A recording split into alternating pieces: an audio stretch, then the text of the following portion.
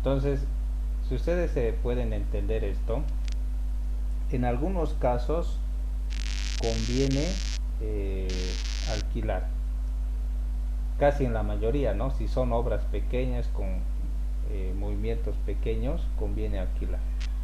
Pero si son obras donde se tiene que mover cantidades importantes, a veces conviene comprar el tractor. Por ejemplo, en este caso del alcantarillado, no puedes meter una topadora que te mueve 40 a 60 metros cúbicos al día. Necesitas un tractor específico, ¿no? La retroexcavadora. Y no puedes meter tampoco una excavadora porque es muy grande.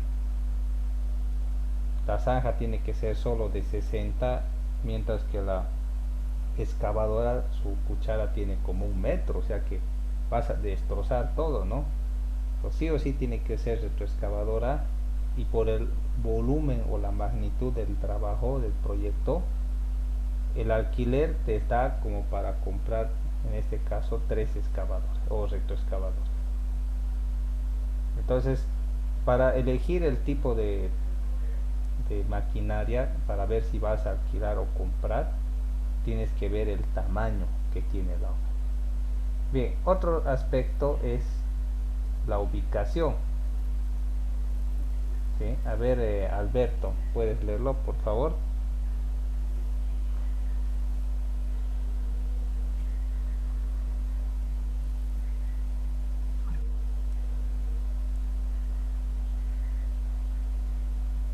¿Estás ahí, Alberto?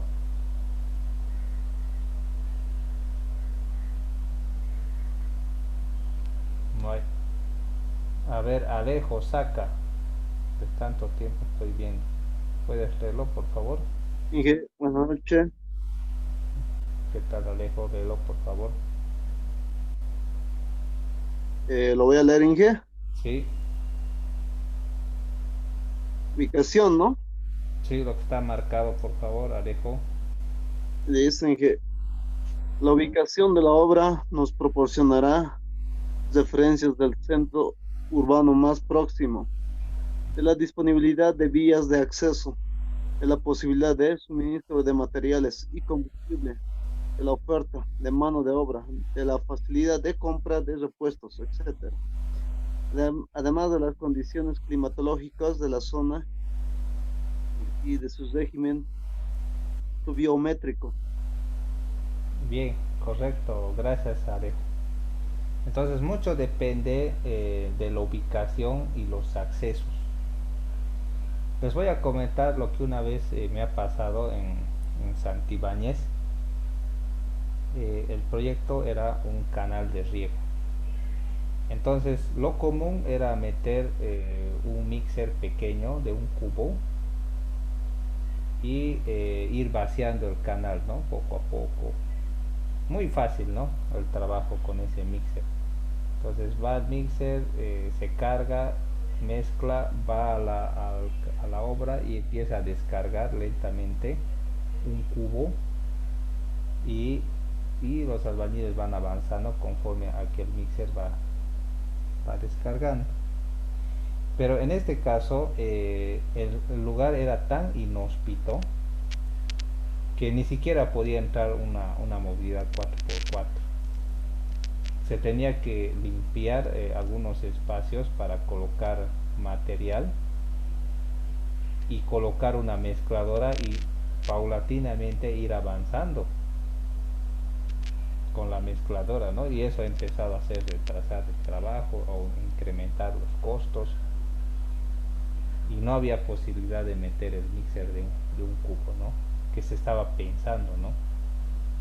Así que se ha tenido que hacer con varios equipos, con varias mezcladoras por tramos, y de esa forma se ha podido salir adelante. Pero los costos se han ido incrementando mucho porque se tenía más personal, más lento y más complicaciones, porque meter el material había que hacer limpiar, todo un problema.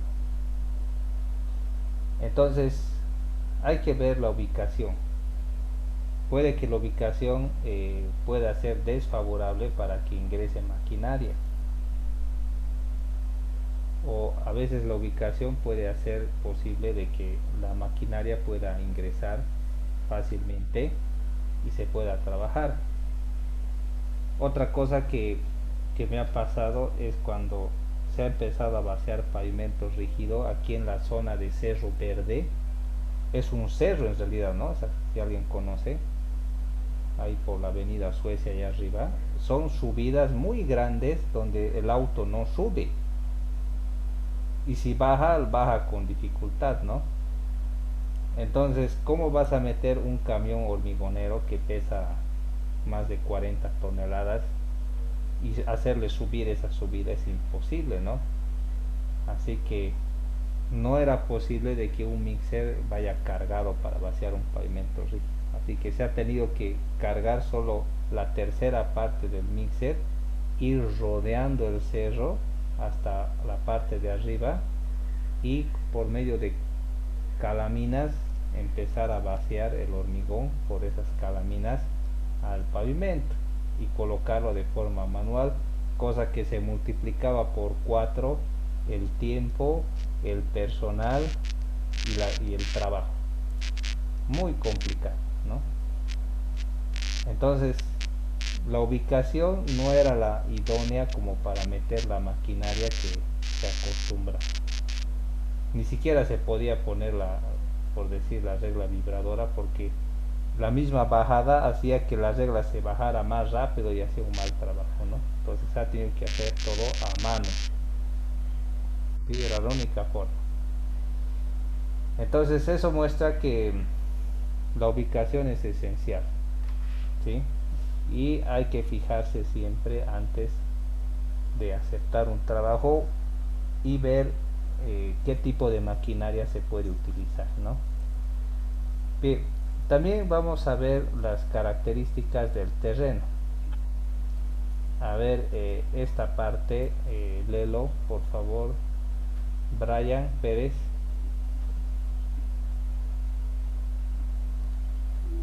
Buenas noches, ingeniero. Ya, Eh, adelante. Características del terreno. La información de las características del terreno y su conformación geológica, contenido de roca, granulometría, humedad, etc. Será la base para determinar las cualidades técnicas que debe tener el equipo y su grado de especialización. Correcto. Gracias por la lectura. Entonces, este es un aspecto importante porque no es lo mismo cavar suelo blando que suelo duro. Ustedes han debido ver que cuando se ha construido la nueva carretera que va al Valle Alto, se ha ampliado en realidad, ha tenido que utilizar tractores con martillos neumáticos para destrozar primero la roca y después ha venido otro tractor que empezaba a mover la tierra, ¿no? A cargar. Entonces era necesario hacerlo de esta forma. Ya les he contado lo que una vez me ha pasado en Tarata, que lo que parecía tierra normal había sido roca madre, ¿no? Que estaba a 1 metro, 1 metro y medio.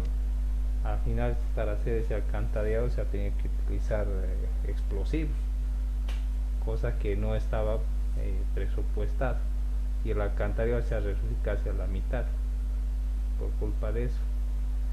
Entonces hay que hacer estudio de suelos, un análisis geológico para ver el tipo del terreno. Me acuerdo de un compañero que tenía su tractor, una retroexcavadora, y alguien vino y le dijo, creo que la alcaldía de Aramasi, no sé de dónde, y le dijo, hay un trabajito, queremos hacer un dragado, alquilanos tu tractor.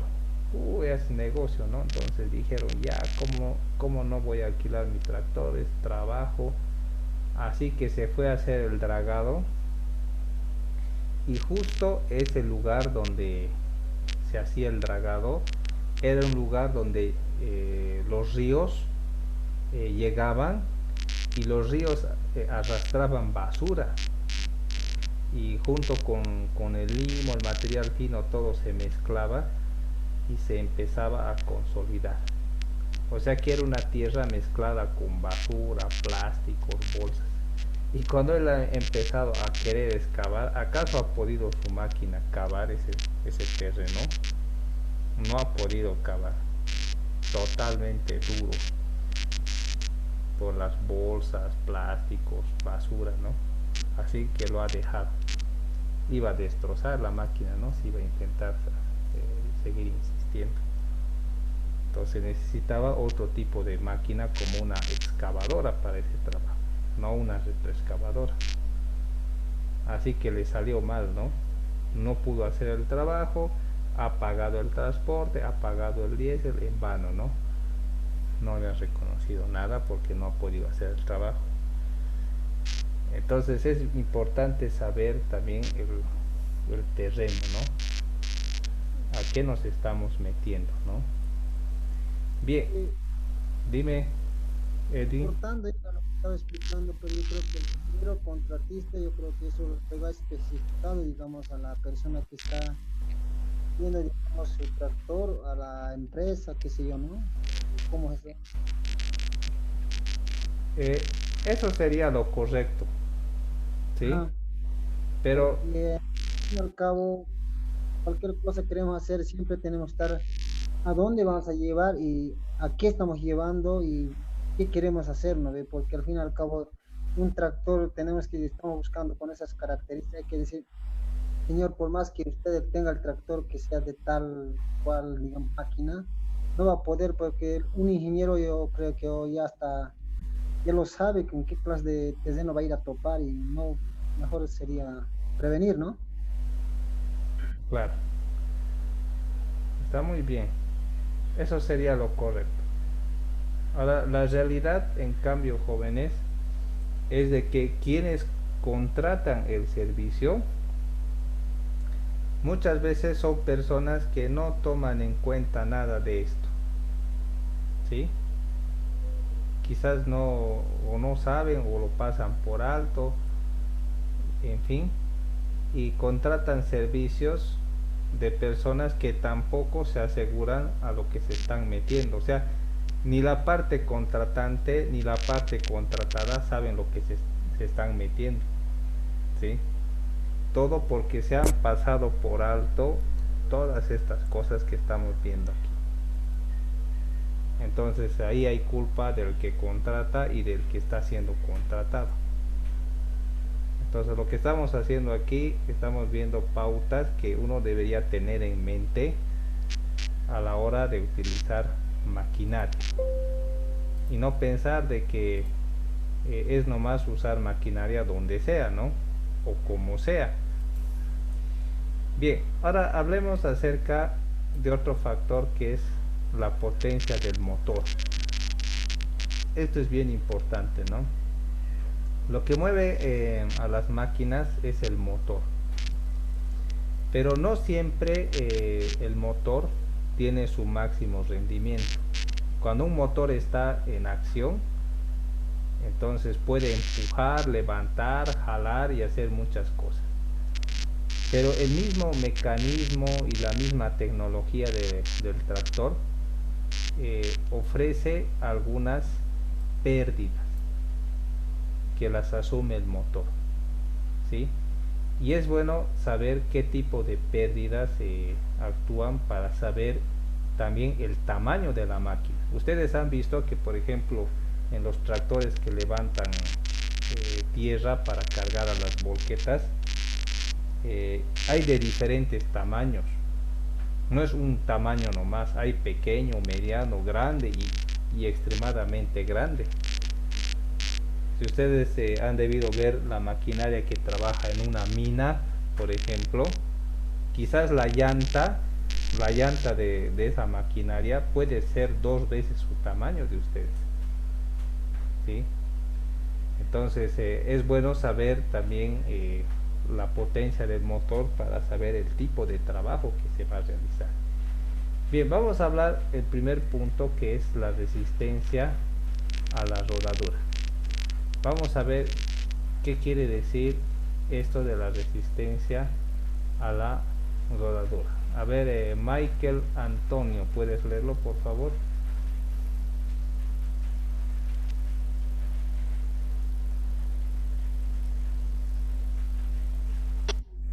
Está marcado, ¿no, Inge? Sí, por favor. Bien. Es la fuerza que opone la superficie del camino al movimiento de las ruedas. El vehículo no se moverá mientras esta fuerza no sea vencida. Los factores que producen la resistencia del rodado son el peso que actúa sobre la rueda, la fricción interna, la flexión de los neumáticos y la penetración de los neumáticos en el terreno. Esta resistencia es medida en kilogramos de fuerza-tracción. La resistencia al rodado afecta a todas las máquinas de ruedas, no así a los tractores de orugas, porque estos se mueven sobre sus carriles de acero, donde esta resistencia es causada únicamente por fricción interna, por lo cual tendría un valor constante. Bien, entonces la rodadura, la resistencia a la rodadura depende también del tipo de terreno por el cual está caminando la máquina, ¿sí? El peso de la máquina se transmite a las ruedas y estas ruedas pueden penetrar el terreno, lo que puede ocasionar que automáticamente las ruedas pueden plantarse. Ustedes saben que no es lo mismo jugar fútbol en una cancha de tierra que en césped sintético, que en césped natural, y peor aún en arena, en una cancha de arena. Entonces seguramente en una cancha de arena se cansan más que en una de césped sintético, ¿sí? Porque hay más esfuerzo, ¿no? Al correr, al caminar. Entonces el suelo mismo ya ofrece cierta resistencia al desplazamiento, en el caso de ustedes, ¿no? Y peor aún de una máquina sobre ruedas que constantemente tiene que estar apoyada sobre el suelo. Esa resistencia a la rodadura se calcula con esta ecuación. K sub R es un coeficiente y este W es el peso de la máquina. Entonces RR es la resistencia a la rodadura, KR es el factor de resistencia al rodado y W es el peso bruto del vehículo, que puede incluir también la carga, ¿sí? Ahora vamos a ver cómo esto actúa en cuesta. Entonces si este vehículo está en una cuesta, el mismo peso crea una componente paralela a la cuesta que hace de que exista una mayor resistencia a la rodadura.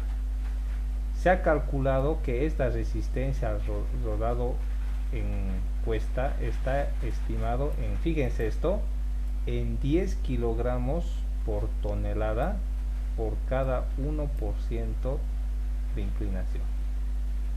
Entonces si esta carga, por decir, es 40 toneladas, ¿cuántos kilogramos habrá de resistencia en una pendiente del 1%? Si es 40 toneladas la carga, ¿cuánto será la resistencia por ese peso en 1%?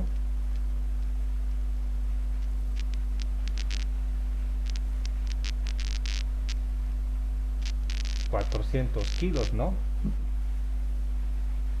¿No ve? 400 kilos en 1%. El 1% sería que en 100 metros se levante 1 metro, ¿sí? O en 1 metro pueda levantar 10 centímetros. Una pendiente bastante baja. Una pendiente más fuerte o máxima permitida para un vehículo es del 5%. Entonces si fuera el 5% ya no sería 400, sería como 2000 kilogramos solo por el peso, ¿sí? Entonces las cuestas hacen de que el mismo peso juegue en contra al desplazamiento del motor, y eso hace que su capacidad de carga y de arrastre vaya variando. Algunos factores típicos del factor de resistencia al rodado están en esta tabla. Por ejemplo, si el terreno es duro o llano como un pavimento, las ruedas no se entran, ¿no?, en el suelo, sino que se mantienen arriba. El factor KR es de 20 kilogramos tonelada. Ahora, si es grava que tiene un poco de calamina, como un camino de tierra, algo así, incrementa 32.5. Si es una arcilla dura donde las llantas se unen entre 2 a 3 centímetros, fíjense que y esto se incrementa mucho a 50 kilogramos sobre tonelada. Ahora, si es muy blanda y los neumáticos entran hasta 15 por centímetros, esto crece hasta 75. Y ahora, si es demasiado blanda, hasta 100 o hasta 200, de tal forma de que el motor no pueda ya ser suficiente como para mover el vehículo. ¿Alguna vez han manejado bicicleta en la grava? ¿Han podido? ¿Alguien ha podido hacer eso? Imagínense un suelo de pura grava como el río y uno manejando bicicleta.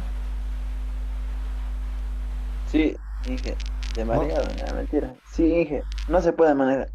no se puede avanzar siquiera, ¿no? Sí, igual Inge, en la arena no ve de, ¿cómo se llama? De las arenas finas no ve igual, no se puede avanzar. La llanta se queda trancada, Inge. Eso. Entonces hay que revisar eso, ¿no? Y eso puede influir en el motor, ¿no?, en su rendimiento del motor. Entonces es un punto que se tiene que tomar en cuenta con respecto a la resistencia al rodado, ¿sí? Las volquetas generalmente entran al río y se encuentran con este tipo de terrenos, entonces el costo de operación y la eficiencia va variando. Bien, veamos este punto de oferta del mercado también para elegir el tipo de maquinaria.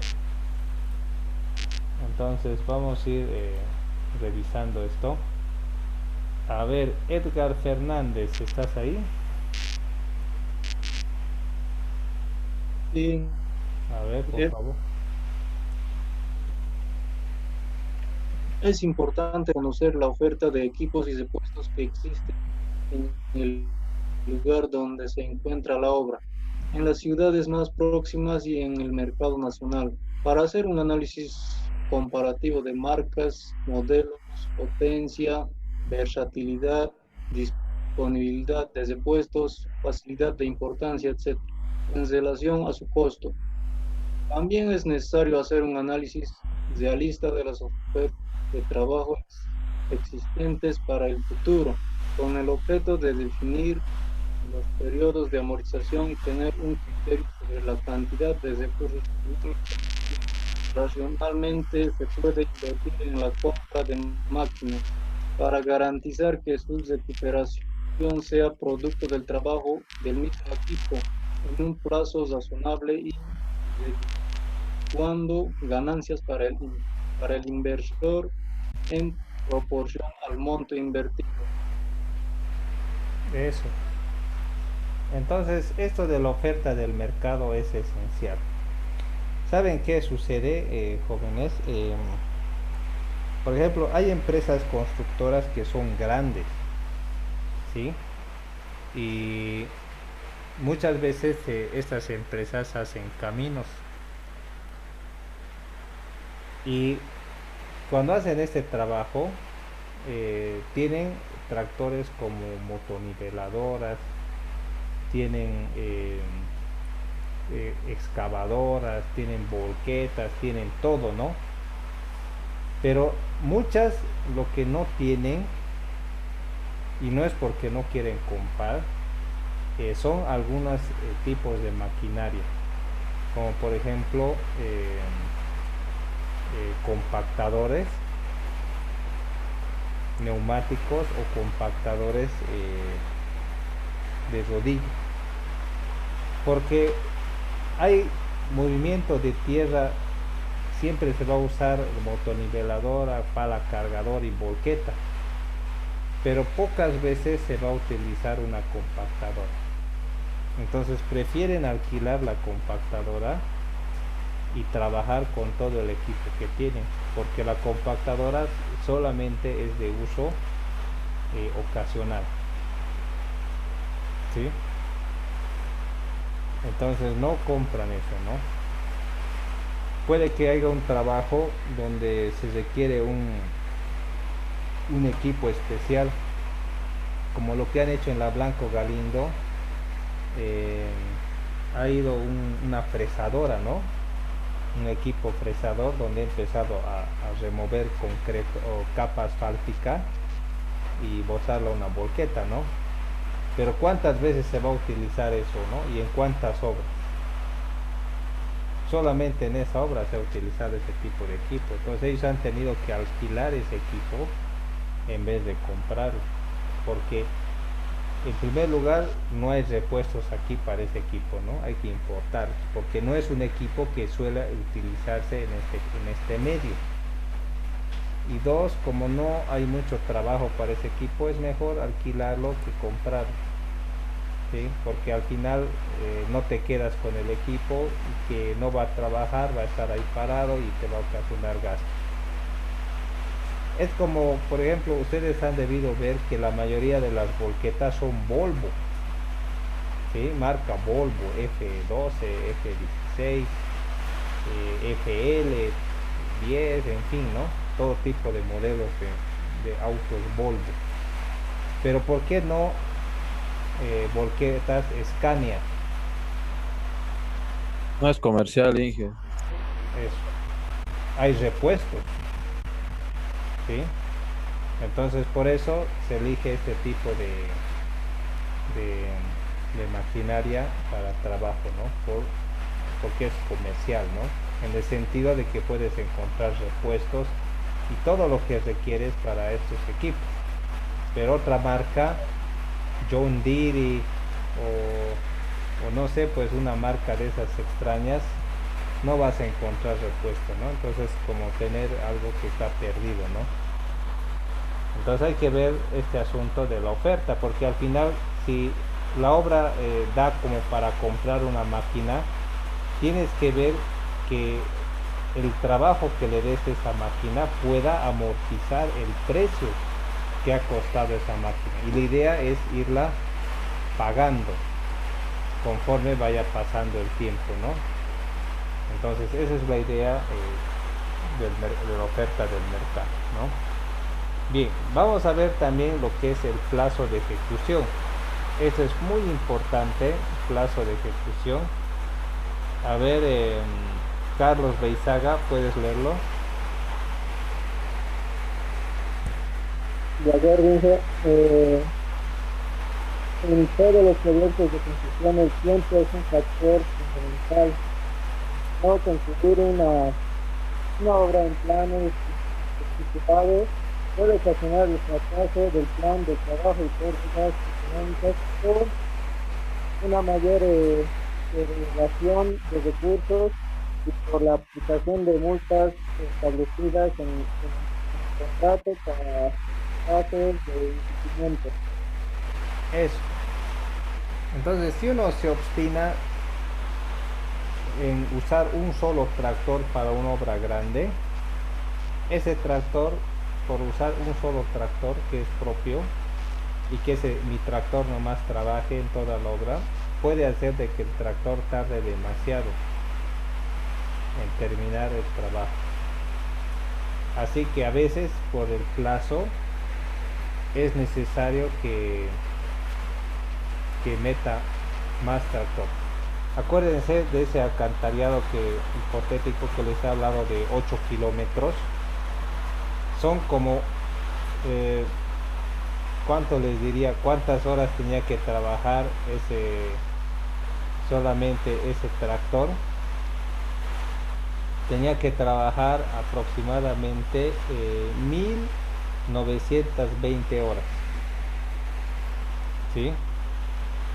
1920. Entonces, si eso lo calculamos, 1920 dividido entre 8 horas de trabajo,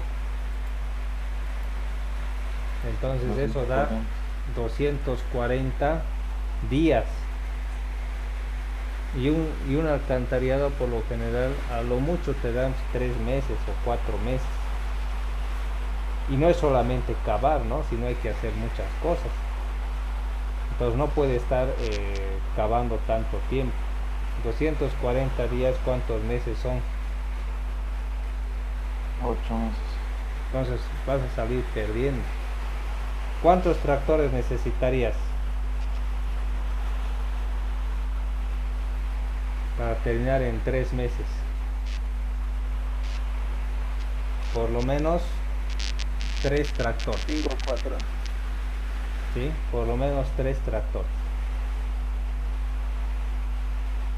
¿Sí? Entonces 3 a 4 tractores necesitarías. Porque al final, si es que no terminas en el plazo, primero pierdes. Sí, porque el tractor se va a destrozar, ¿no? Si va a trabajar mucho tiempo. 2, te van a multar. Y si te multan tanto, vas a entrar en déficit y te van a rescindir el contrato y va a ser peor. Entonces, dependiendo del tipo o el tiempo que te den para terminar, vas a meter la maquinaria. Entonces, si alguien dice, quiero, como estos, me acuerdo en un trabajo que fuimos, una empresa nos dijo, yo quiero que terminen este trabajo en un día, pero esto por lo menos requiere 3 días. Le digo, no, yo quiero que termine en un día. Entonces, si quieren que termine en un día, voy a necesitar harta gente, harta maquinaria y muchas cosas. Entonces va a requerir que se meta más cosas, más insumos, ¿no? Entonces es bien importante el plazo de ejecución para ver la cantidad de maquinaria. También se requiere un plan de ataque o de ejecución de la obra, ¿sí? A ver, este es bien importante. A ver, Dayana Cristel, ¿puedes leerlo, por favor?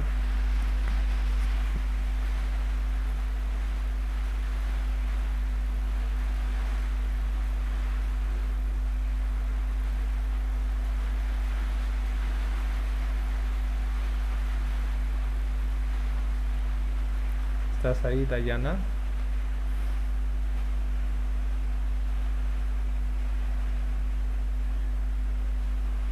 Sí, A ver, léelo, por favor.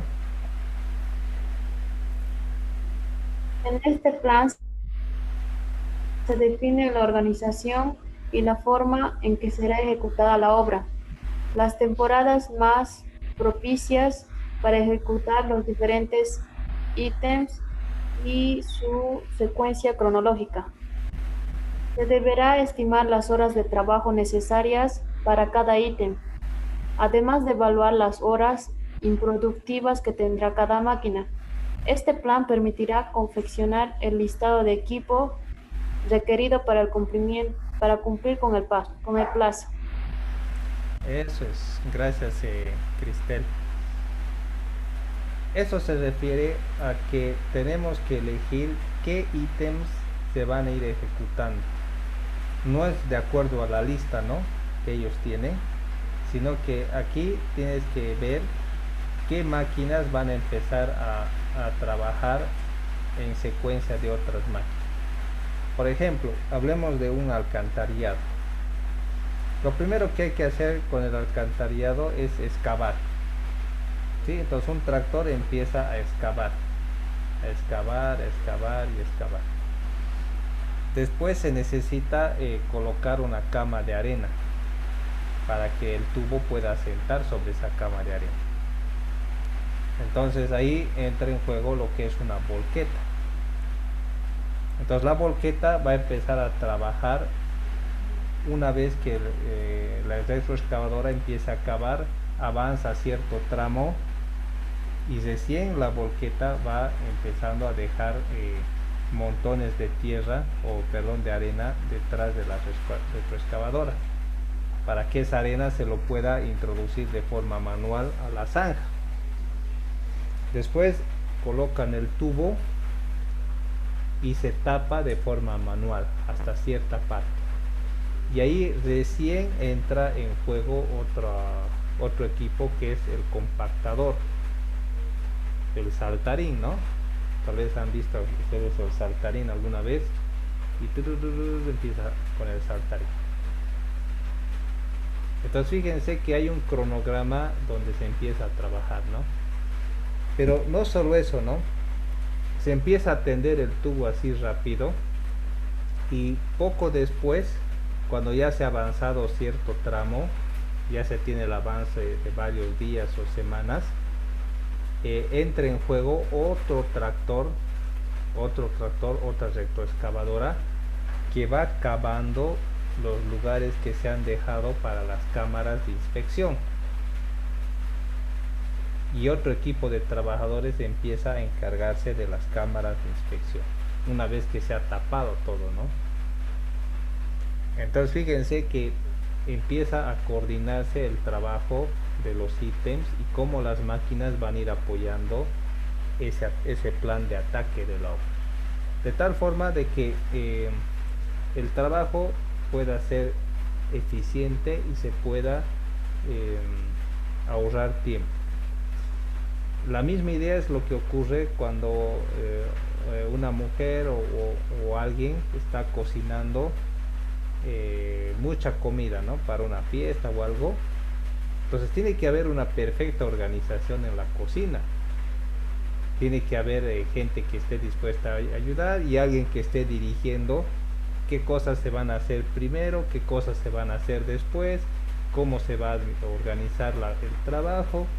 Y cuando hay ese tipo de organización, alguien que tiene experiencia empieza a organizar la cocina, entonces la comida es un éxito, ¿no?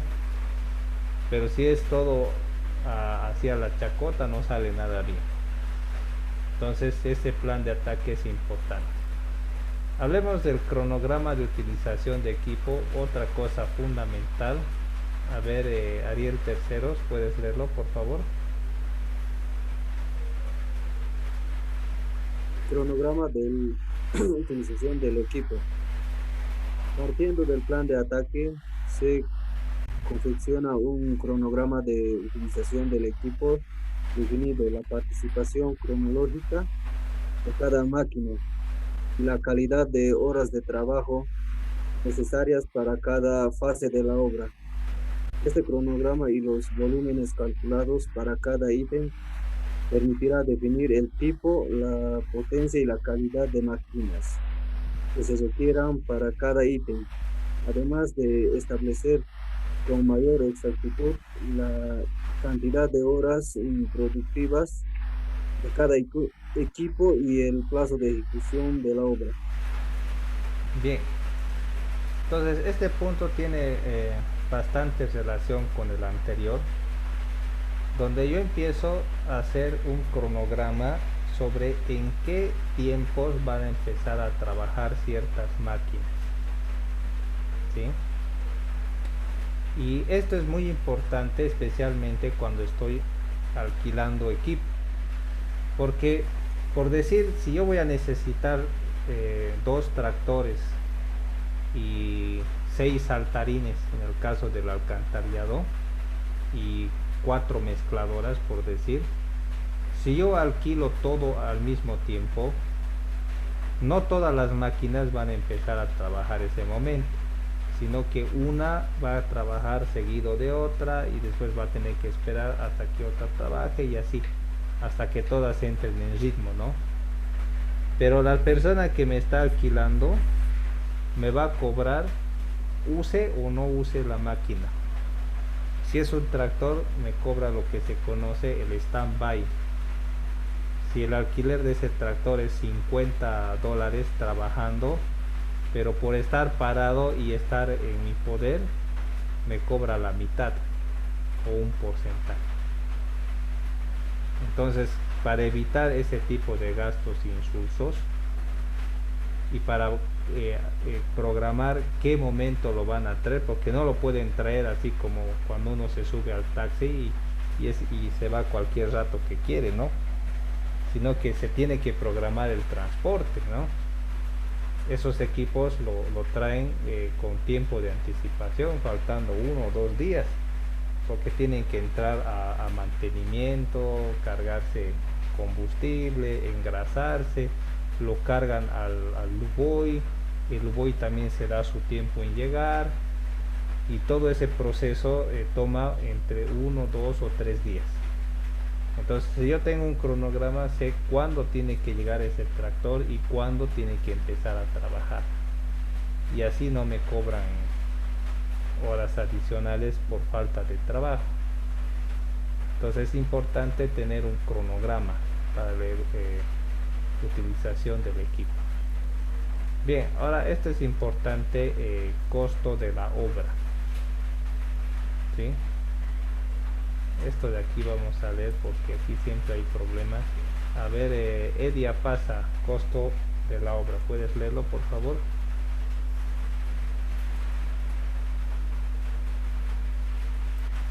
Buenas noches, ingeniero. Costo de la obra, ¿no ve?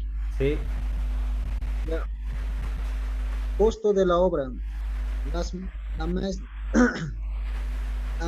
metas principales que se pretenden conseguir con las organizaciones son concluir la obra en el menor tiempo posible y obtener el mayor rendimiento admisible para que una obra garantice la obtención de beneficios económicos para las empresas.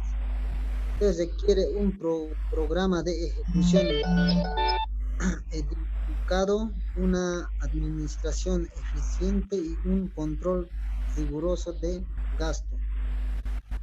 El contratista, antes de presentar su propuesta, deberá hacer un análisis detallado de precios unitarios, considerando las condiciones particulares de la obra, todos los factores que influyen en su ejecución. Correcto, ¿no? Sí. Entonces, ustedes han debido notar, quienes han empezado a trabajar ya en licitaciones, que cuando se presenta una obra, se invita a proponentes o a empresas a presentar sus propuestas económicas. Es como cuando quiero comprar algo y pido a las personas que me digan cuánto me va a costar esto. Entonces todos me dicen sus precios y yo escojo al que me da más barato. Entonces, a fin de participar y ganar, estos contratistas se rebajan lo más posible a fin de ganar, ¿no? Entonces el que se baja más es el que gana. Entonces, si te has rebajado mucho, entonces eso implica de que tienes que controlar bien los gastos, porque la alcaldía, por decir, o la gobernación calcula el costo de la obra de acuerdo a los precios actuales, y los contratistas, de acuerdo a ese precio, se van rebajando aún más de lo que es la realidad y lo hacen más barato de lo que en realidad cuesta. Entonces, para que exista beneficio económico, es importante de que la obra se termine en el menor tiempo posible y se administre bien las cosas, porque al final, sin darte cuenta, haciendo un balance general de lo que has gastado y de lo que has cobrado, puede pasar de que hayas gastado más y hayas cobrado menos de lo que has gastado. O sea, has trabajado por deporte, ¿no? Y has hecho tu aporte más a la comunidad. O puede ser de que hayas gastado lo mismo que hayas cobrado y no has ganado nada. has trabajado por deporte, como dicen, ¿no?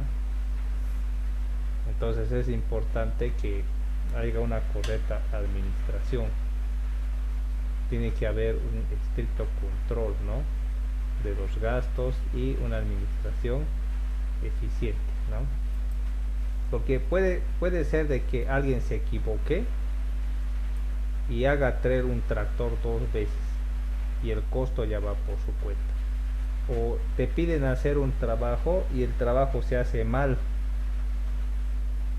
Y si te quieren pagar, te van a decir, tienes que volver a hacer este trabajo si quieres que te paguen, ¿no? Y eso implica que tengas que invertir nuevamente dinero para volver a hacer bien el trabajo. Y el costo de la obra para vos se incrementa, ¿no? Entonces es importante que haya mucha seriedad en este asunto, ¿no? Porque el costo de los equipos de trabajo que tienen hace que la obra se encarezca. Entonces ellos no te van a decir te vamos a ayudar, no, eso ya es por tu cuenta, ¿no? Bien, hay costos fijos que corresponden a depreciación del equipo y también al interés del capital invertido y al costo de seguros, porque estos autos o tractores también tienen seguros y tienen algunos impuestos que se tienen que pagar. Son costos fijos que sí o sí hay que pagar, ¿no? Y a medida que el tractor se envejece, también va perdiendo precio, no gana, ¿no? Pierde más bien. Hay también costos directos, ¿sí?, que son las erogaciones que se realizan para la compra de materiales para el funcionamiento del equipo. Por ejemplo, combustible, lubricante, filtro, neumático. Por ejemplo, es muy común que de un tractor se pinche la llanta. Entonces, si eso pasa, hacer parchar la llanta de un tractor te cuesta más de 100 bolivianos. ¿Sí? Porque no puedes llevar la llanta, ¿no? Es muy grande. Tiene que venir ahí el parchador y sacar y empieza con su ayudante a sacar, parchar y eso te cobra, ¿no? Entonces el combustible también tienes que llevar, y como trabajan con tierra, necesariamente siempre tienen que arreglarse el asunto de los filtros. Entonces tiene que haber gente que mantenga, ¿no?, y repare el equipo. Entonces antes de una obra entra una reparación general, ¿sí?, y cada semana el equipo tiene que hacerse mantenimiento. No es como estos autos de transporte público que se manejan hasta que ya se pare, ¿no? Una vez que el auto se ha parado, recién entra al taller. Pero no puedes hacer eso con un tractor. Si el tractor se para, ahí estás fregado, ¿no? Te va a costar demasiado caro hacer arreglar. Entonces, semanalmente tiene que entrar a mantenimiento preventivo. Y eso es más barato que arreglarlo cuando se ha parado el tractor. Te hace perder tiempo, dinero y muchas cosas, ¿no? Gastos generales se refiere a gastos administrativos, dirección, supervisión, alquiler, equipamiento de oficinas, en fin, todo lo que hace falta para que ese tractor funcione, ¿sí? La parte de administración, ¿no? La utilidad se refiere a la ganancia que tiene derecho el dueño de la empresa, ¿no? Entonces todos tienen derecho a ganar y eso es reconocido por el Estado. También otro costo que implica es los impuestos. Se tiene que pagar el valor agregado IVA y el impuesto a las transacciones IT, que es más o menos el 309, y el IVA el 13%. ¿Sí? Bien, esto ya habíamos visto, factores de conversión, y ahí terminaría el capítulo 1. Bien, esto era una pequeña introducción a lo que es las consideraciones que se tienen que hacer en lo que es la elección de tipo de equipo que se va a utilizar para la construcción. Bien, jóvenes, ahora sí pueden prender sus cámaras. Vamos a sacar la evidencia.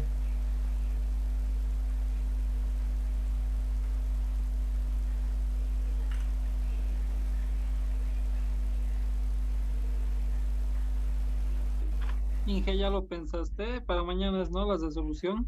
No, saben, jóvenes, ustedes tienen que aprender a hacer las cosas en su momento, ¿de acuerdo? Pero no tenemos clases hoy, pues. No pueden seguir así, ¿no? Ya están en octavo y demás. Y si tienen que entregar un trabajo, tienen que hacerlo ya. Si alguno de ustedes ha trabajado en licitaciones, no, tal vez alguien ha empezado a hacer propuestas para trabajar en licitaciones. Es común trasnocharse, madrugar y empezar a corretear en este tipo de cosas, jóvenes. ¿Sí? Es el pan de cada día. ¿Sí? No es nada sencillo hacer todo esto. Teníamos examen. En la vida siempre hay todo tipo de dificultades, muchachos. ¿De acuerdo? Pero Inge, las resoluciones para el día de la clase de hormigón, así era antes, así tiene que ser, pues, o así era. ¿Listo? Así que, jóvenes, tienen hasta medianoche para presentar, ¿de acuerdo?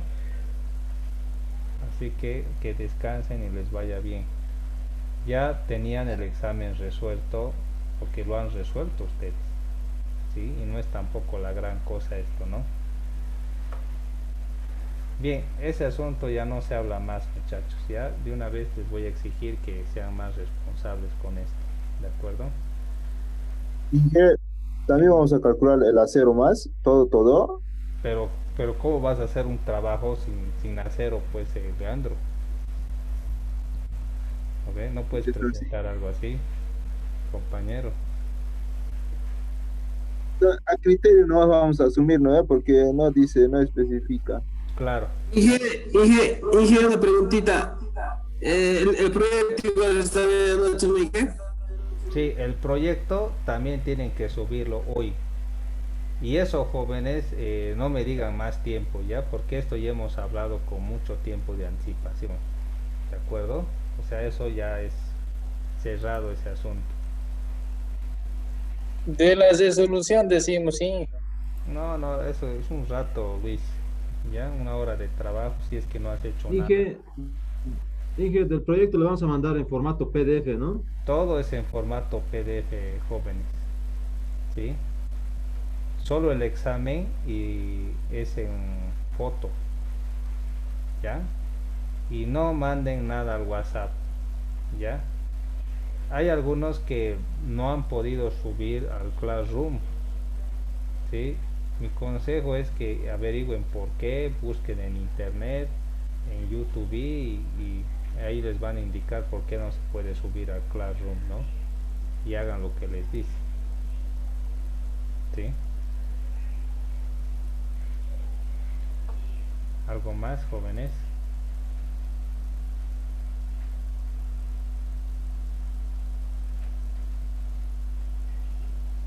¿Todo claro, Jenny?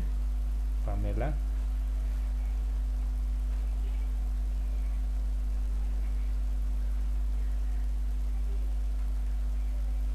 Bien, quedamos así. Nos vemos la siguiente, el día mañana tenemos clases, el viernes también, o sea que nos vamos a estar viendo, jóvenes. Ya, nos vemos.